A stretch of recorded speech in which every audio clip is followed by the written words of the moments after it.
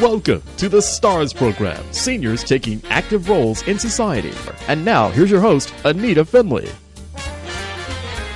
Well, this is going to be a blast. And I say this because you know how I love authors. Everyone knows it. In fact, we have so many fabulous authors, but the topics are all different. And this topic is a little bit unusual. It's not the run-of-the-mill book. It's called Managing Bubbe. And Managing Bubbe was written by Russel Lazega, who actually, you are a practicing attorney, are you not? I am. I, like my Jamaican friends like to say, man, I got 3 jobs. I'm an attorney, a real estate developer, and an author. Okay, but the author part is something I think you just love. So let's just start with talking about Managing Bubbe. And we all know Bubbe is, of course, a nickname for a grandma. Now, tell me about your grandma, because she certainly is in you. I can now, after reading the book and meeting you, she's really there. And that's a big part of my story. And, you know, Jewish tradition is we pass on names of loved ones that have passed away, and that sometimes passes on that spirit and that memory. And I definitely have it. Her theme was, if you told her to go left, she went right. She was impossible and unmanageable.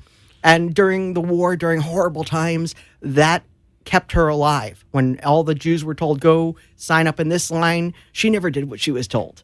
And so she went running country to country, escaping. And then I wanted to tell a very different story in her later years, in her 80s, and when she needed help.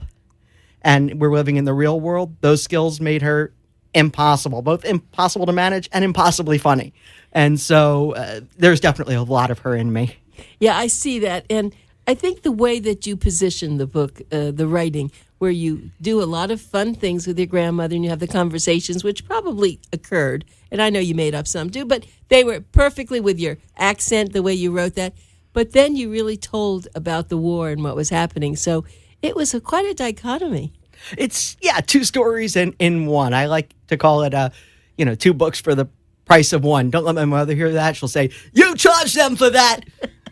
But it really is. There are a lot of Holocaust and war era stories, and this isn't a concentration camp story. It is a story of survival, escape, taking 3 small children and a mother on her own, sending her husband off to the French resistance, more to escape her than to escape the war. I said, stay and fight my wife, go and fight the Nazis. I think I'll take my chances with the Germans.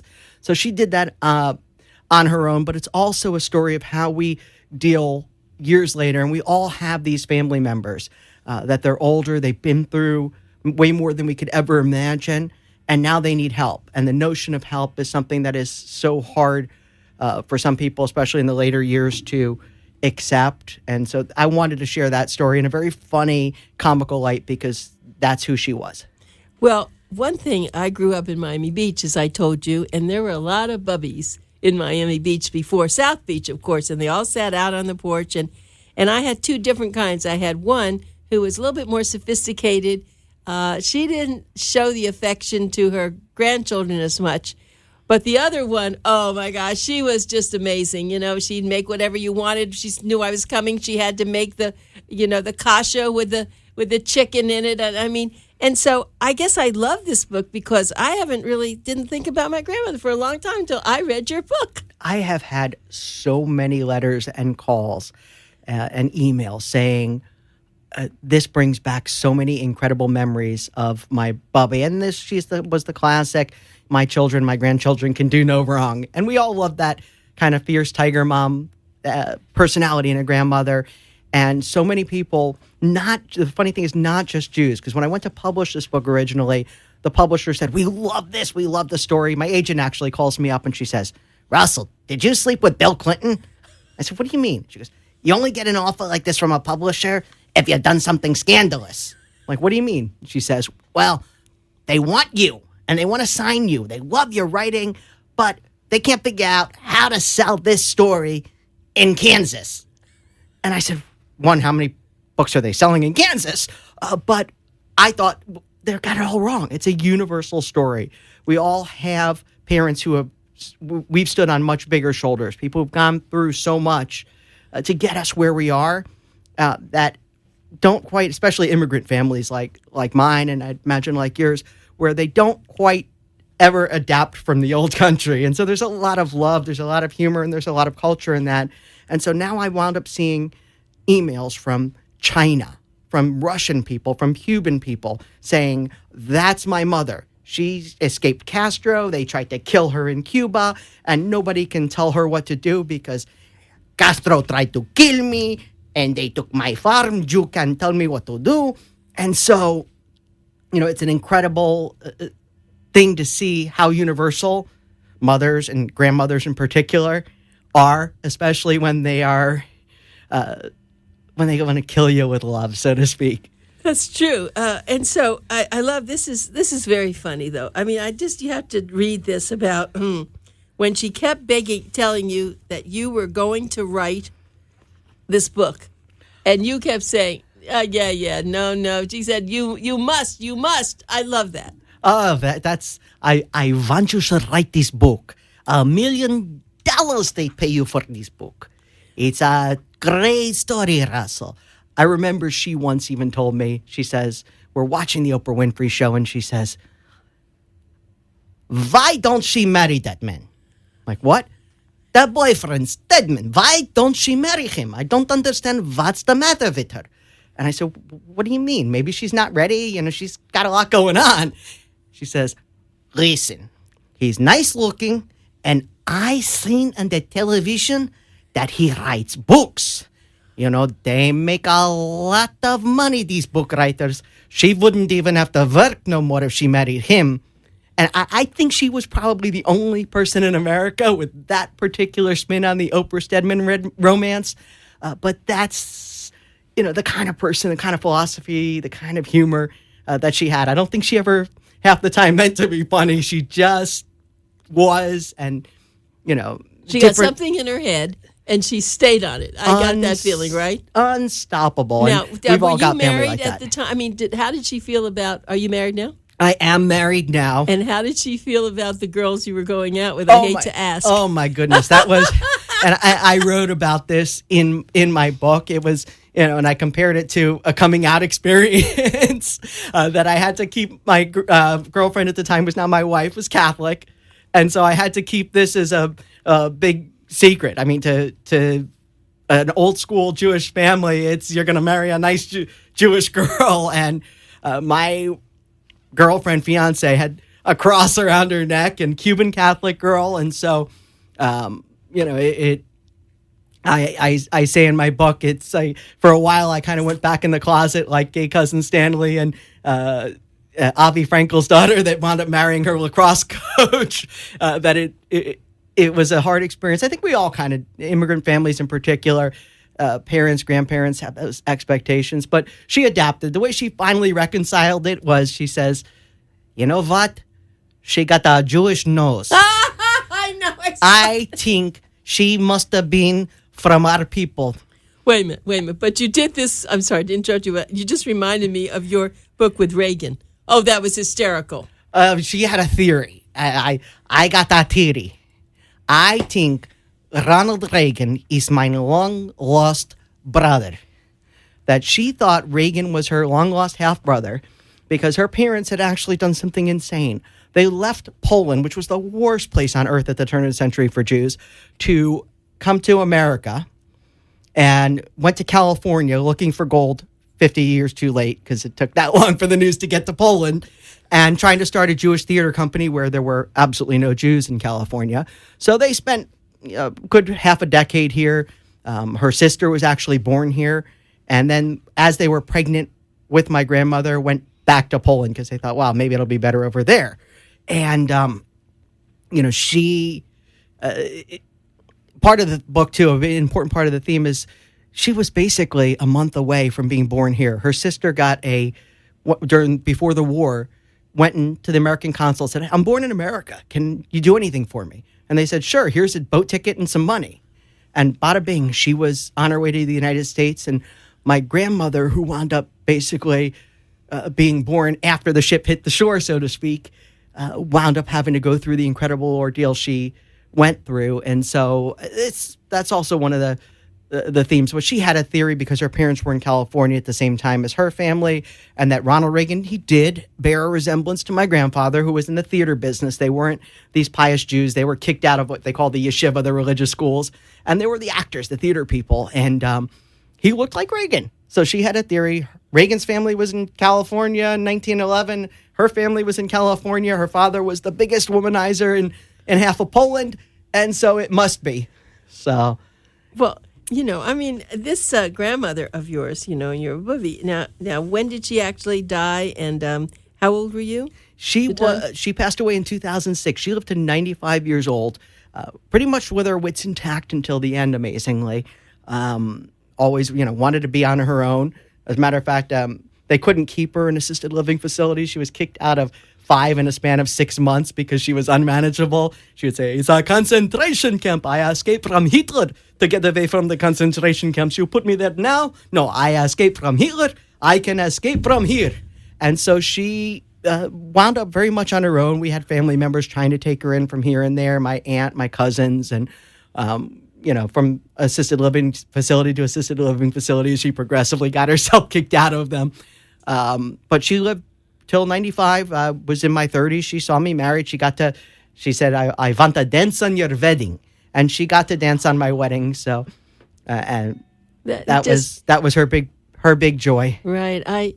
This book, and I must say, I did not know that you even can speak that way. I mean, I knew you wrote it, but now I can see why you're an enchanting guest. I mean, I was thinking about your being on Saturday Night Live with your Bubbe story, because sounds pretty good to me. Maybe a fifth. Man, I got 4 jobs. Acting has been in my family, and something that I guess it starts. I know where I got it from. My great grandfather, I suppose. But yes, I hope that I brought to life some characters that will be memorable, not just because of the humor they bring, but something familiar that we all share and people that we remember and loved. And of course, now with the refugees, it's so appropriate. And history does repeat itself, doesn't it? Over and over again, the same problem we're having. Frighteningly so. I mean, on a more somber note, you see what's happening with Jews in parts of Europe and other places, and the anti-Semitism, and when you had these kinds of stories ingrained in you, where your families had to, pack up and run under the cover of darkness and leave their front door open and everything they've ever had sitting there for the taking just to survive. And you see these things repeating themselves in Europe, where people are just running and trying to get out because the anti-Semitism has gotten so bad. It's troubling. Hopefully people learn lessons from history. Hopefully we all do. Well, I think with the Syrians now, so many of them are good people, and they're experiencing the same thing. And they are running for their lives. Their countries are in upheaval, and it's a horrible thing too to see the mass exodus. You're talking about millions of people that have just been displaced, killed, family separated. It's repetition of history. So I'm sure you must have another book in you. I have several. And what kind of books? Oddly enough, this is actually, I want to say my 12th or 13th book. I'd written a lot of law books, and they're used all over the state. But this is my first sort of interesting book. First book I'd ever tell anybody to read that doesn't want to make money in law. But I also have been working on a treatment for a Spanish language sitcom, and a treatment for a thriller about a soccer mom who basically stumbles herself into becoming the head of a drug cartel accidentally on a blind date where a drug lord is killed. And hopefully working on a follow-up now to Managing Bubbe. I've had so many inquiries about, what happened to the family?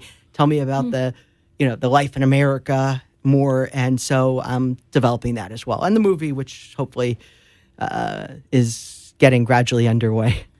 Well, it's very poignant, and although it's very funny, because the history is what brings you back every time you have this great funny conversation, and then you bring back people and you give them history. There's a lot of history in there I did not know, and because Poland isn't the place that I think I thought about. It's always been Germany or Austria. So Poland was very, very important. And just recently, I saw at late night, I watched Schindler's List. And Schindler's List was just one of the most powerful movies. Do you remember it? I do. It was very powerful, an incredible movie, and I think Spielberg held nothing back in trying to portray the reality of what happened, the arbitrariness of it, and it is the closest thing to giving a visual image in film that I've seen for that Holocaust experience. I know in writing and developing any art, you always struggle with the artist wants to hold nothing back and tell their story and tell it the way they want to tell it. And the commercial side, like the publishing industry when I started, which how do we sell this in Kansas, wants to restrain and try to soften the message, if you will, to have more commercial appeal. And I know on my end, I tried to do it by having this light, engaging. It's dramatic and it's thrilling, but I tried to bring almost a humorous component and to the story by taking where these people wound up, the luckier Jews that survived, and how their life philosophy is because of what they went through and because of what they survived, that nothing holds them back. Yeah, and the one thing that maybe I read too fast, but food wasn't a big deal in this.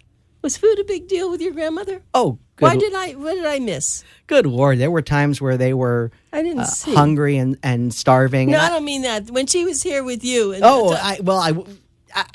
one of the things that I did in the structure of this book too was I tried to take old story mixed with new story and transition them. I weave it together to tell the old incredible stories of escape and then show this picture of someone 40 some odd years later and why these Altacockers are as difficult sometimes as they are and what they've been through. One of my favorite stories and where I kind of bring humor to it is, my grandmother, like many of ours that came from countries that didn't have a lot of food, you didn't leave food on the table. Nothing went to waste.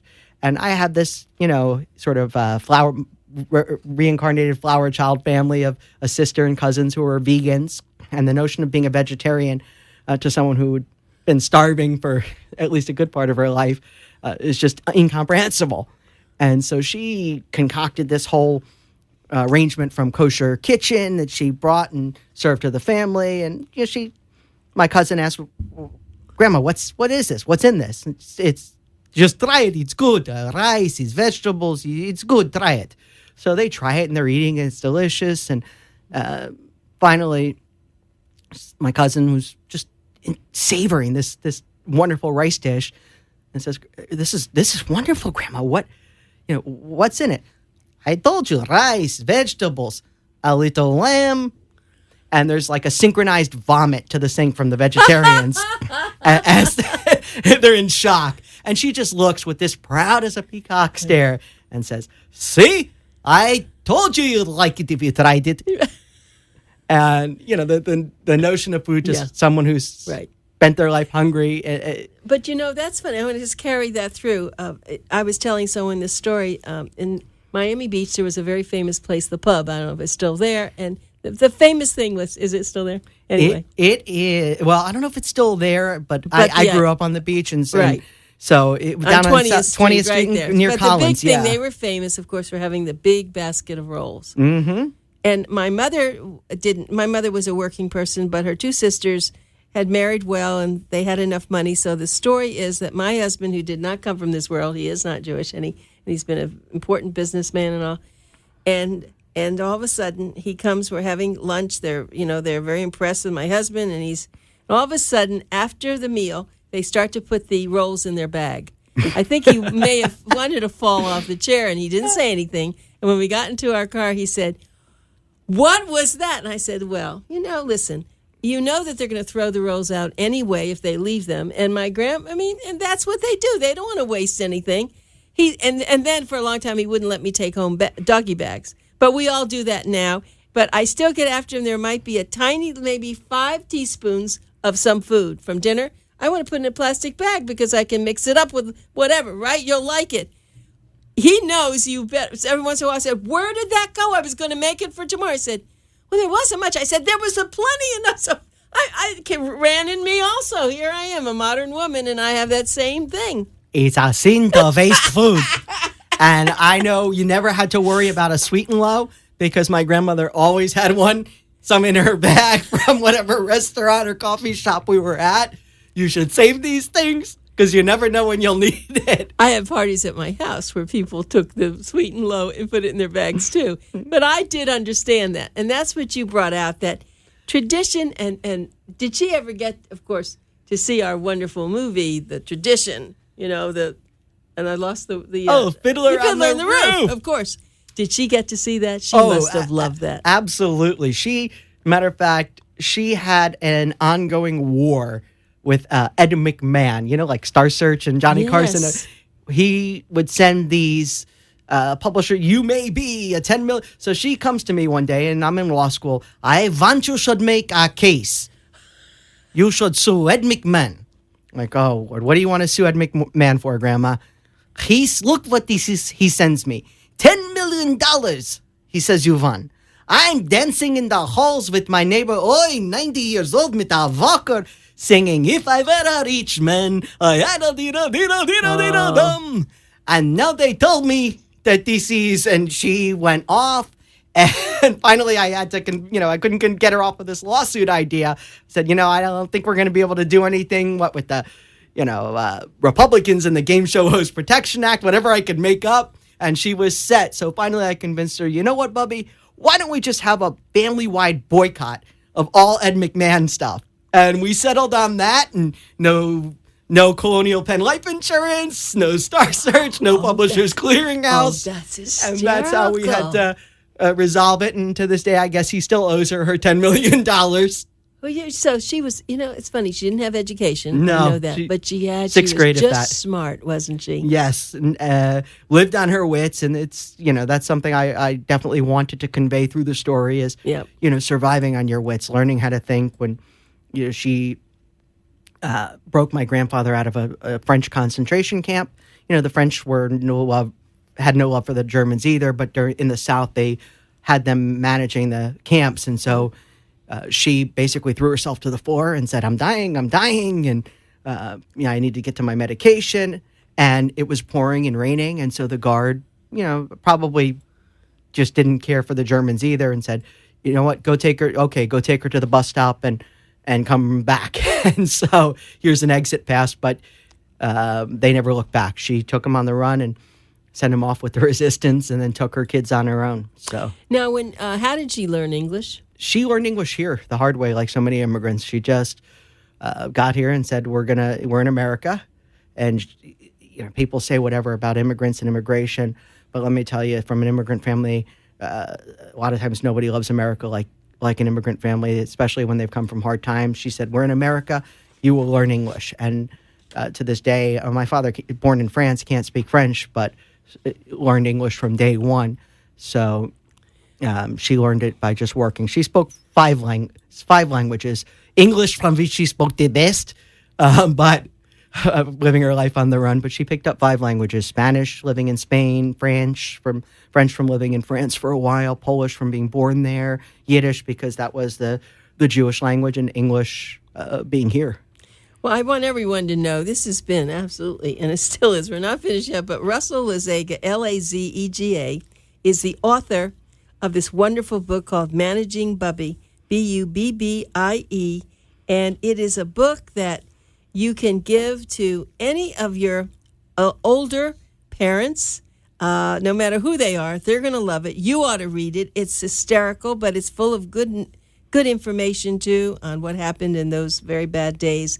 But Russell is a lawyer living in North Miami Beach. He's a columnist for the Aventura News, and he's an author of several nonfiction publications, including Florida Motor Vehicle, No Fault Law and Practice, the nation's leading treatise on Florida car insurance law that stirred tremendous excitement throughout Florida bustling community of insurance agents and insurance lawyers.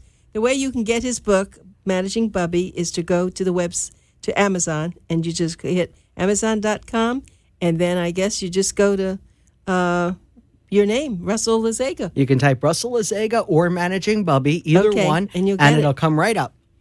Yeah, and this is a very special treat for us because I don't think I've had so many books, as I said at the beginning. I don't think I've had a book like this. I mean, usually they're different in many ways, but you'll see the review on page 10 in our upcoming October issue. I know you're going to love it, and I loved it. And of course, when I first talked to Russell, I said, we have to have this book, Russell. I mean, it is absolutely my grandmother. And that was the other thing I wanted to ask before, while we still have time. The pictures. Where did you get the pictures from? Oh, they were collections of family pictures. My grandmother saved and every picture she got and nailed it literally to her wall. My aunt, years later, had gotten very successful in the art business, and they brought her a signed Picasso lithograph, hung it proudly over her couch. A week later, the Picasso's in the couch. The bar mitzvah pictures are up on the wall. She says, "What, ox mit a blue ox with two heads? That's this guy's story. These pictures are mine story." And that is so beautiful. My bar mitzvah pictures and the family pictures, those old Polaroids in black and whites, were just nailed right back up to the wall. And as I told you, that we all have pictures like this. And everybody, it seems like, I have a grandfather who, after a Seder, fell asleep and they put a false little pot of flowers on his head. I mean, we all have these wonderful pictures. And we haven't really talked about your grandfather at all. We talked about Uncle Stanley, or we talked about some other people, but I don't think that I read much about your father. My father was born as a baby during the war. This was part of the story. Was she became pregnant with my father during the war, ran while pregnant, and then gave birth on the run in a home for unwed mothers, and then carried him as an infant over to through France and over the mountains in the middle of winter into Spain, where he spent his first birthday in jail in Spain.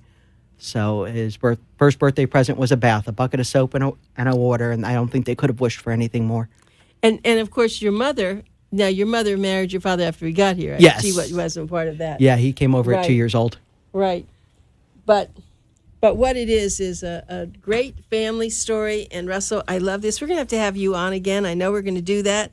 But for now, just thank you so much. It's just wonderful. Please buy the book. You will love it. It's a lot of holidays are coming up, and I think it's a perfect gift. So thanks so much. Remember, Amazon.com.